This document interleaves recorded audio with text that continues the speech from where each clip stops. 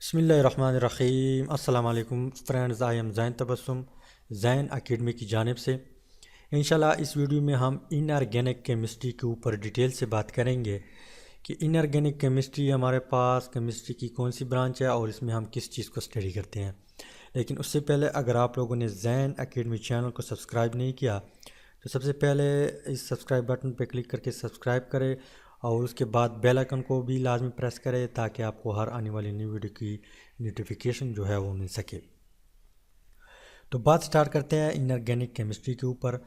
Inorganic chemistry हमारे पास chemistry की वो ब्रांच है जिसमें हम ऑल एलिमेंट्स और इसकी जो कंपाउंड है उसको स्टडी करते हैं। यहाँ पे हम टाइप करते हैं, यहाँ पे मैं टाइप कर देता हूँ ऑल द एलिमेंट्स।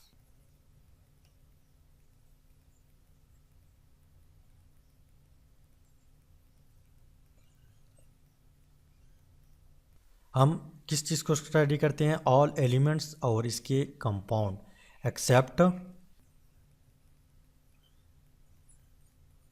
एक्सेप्ट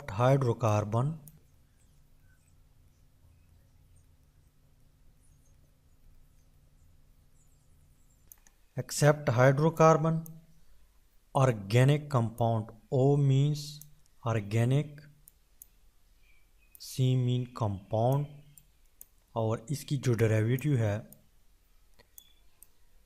यानी hydrocarbon organic compound. O means organic, C means compound, D means derivative. Organic compound और इसकी जो डेरिवेटिव है इसको छोड़ के बाकी जितनी भी कंपाउंड्स है हम इसको इनऑर्गेनिक केमिस्ट्री में स्टडी करते हैं। से फॉर एग्जांपल यहाँ पे मैं टाइप कर देता हूँ, यहाँ पे मैं लिखता हूँ सोडियम। ये हमारे पास क्या है? ये एक मेटल है और ये इनऑर्गेनिक एलिमेंट है। क्या है? Inorganic element. और इसकी कंपाउंड क्या है? जब हम इसके साथ Cl लगाते हैं तो क्या बन जाता है? Sodium chloride. और ये हमारे पास क्या है? इनऑर्गेनिक कंपाउंड है। तो सोडियम हमारे पास इनऑर्गेनिक एलिमेंट है और जब सोडियम क्लोराइड बन जाता है तो ये हमारे पास इनऑर्गेनिक कंपाउंड बन जाता है।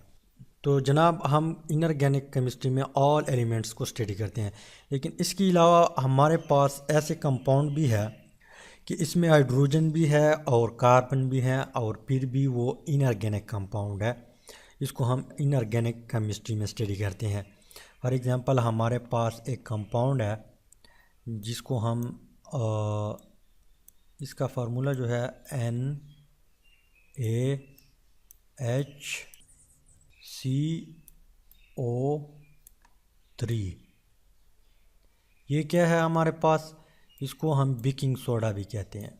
बेकिंग सोडा, यहाँ पे मैं लिखता हूँ बेकिंग सोडा।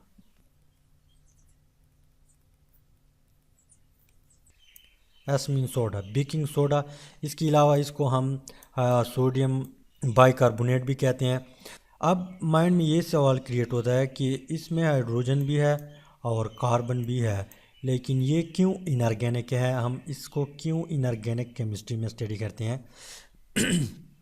क्योंकि जब मेटल किसी पॉली एटॉमिक आयन के साथ बॉन्ड बनाए, सोडियम हमारे पास मेटल है और वो बाकी जो HCO3 है ये हमारे पास पॉली एटॉमिक आयन है।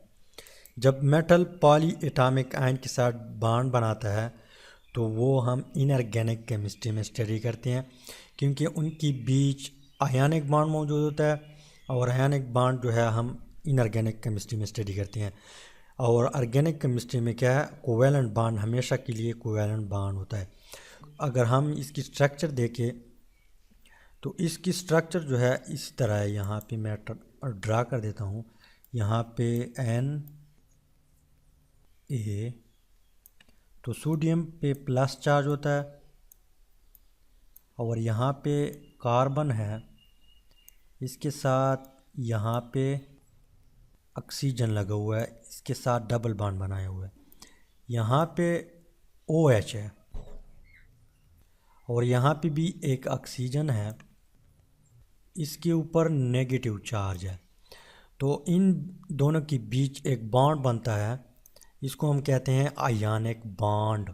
तो यहाँ पे अगर आप लोग गौर करें, कार्बन असेंशन एलिमेंट नहीं है इस कंपाउंड की, यानी बैकबोन नहीं है। और ऑर्गेनिक केमिस्ट्री में हमने बताया था कि कार्बन और हाइड्रोजन जो है वो असेंशन एलिमेंट होंगे, यानी कंपाउंड की बैकबोन होंगे, वो एक चेन में होंगे। और ऑर्गेनिक कंपाउंड में यहाँ हमेशा के लिए कोवेलेंट बॉन्ड होता है। तो यहाँ पे बॉन्ड क्या है, आयनिक बॉन्ड है। और ये हमारे पास पॉली एटॉमिक आयन है और ये हमारे पास मेटल आयन है। तो जब इसके दरमियान आयनिक बॉन्ड बन जाता है तो इसको हम इनऑर्गेनिक केमिस्ट्री में स्टडी करते हैं। हालांकि इसमें कार्बन भी है और यहाँ पे हाइड्रोजन भी मौजूद है।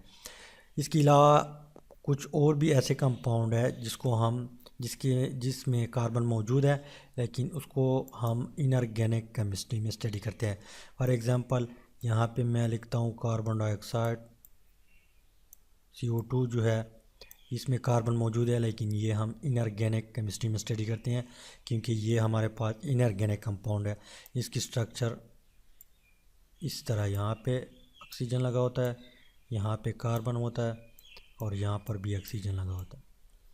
इसके अलावा एक दूसरा कंपाउंड है कैल्शियम CaCO3।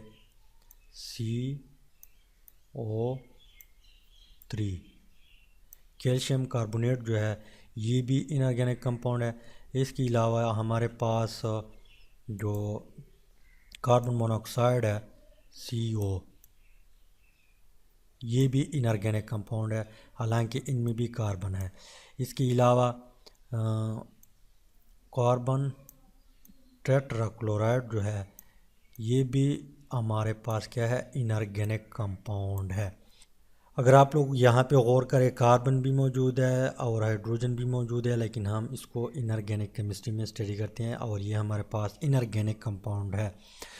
तो ये है और इनऑर्गेनिक केमिस्ट्री, और इसमें हम इन चीज़ों को स्टडी करते हैं। ऑल एलिमेंट्स और देयर कंपाउंड जो है इसको स्टडी करते हैं, सिवाय इनको छोड़ के हाइड्रोकार्बन, ऑर्गेनिक कंपाउंड और इसकी जो डेरिवेटिव है इसको छोड़ के बाकी जितनी भी एलिमेंट्स हैं हम इनको इनऑर्गेनिक केमिस्ट्री में स्टडी करते हैं। तो उम्मीद है कि कुछ ना कुछ समझ आया होगा। अगर समझ आया तो आप लोग वीडियो को लाजमी लाइक करें, शेयर करें और चैनल को ज़रूर सब्सक्राइब करें। Thanks for watching.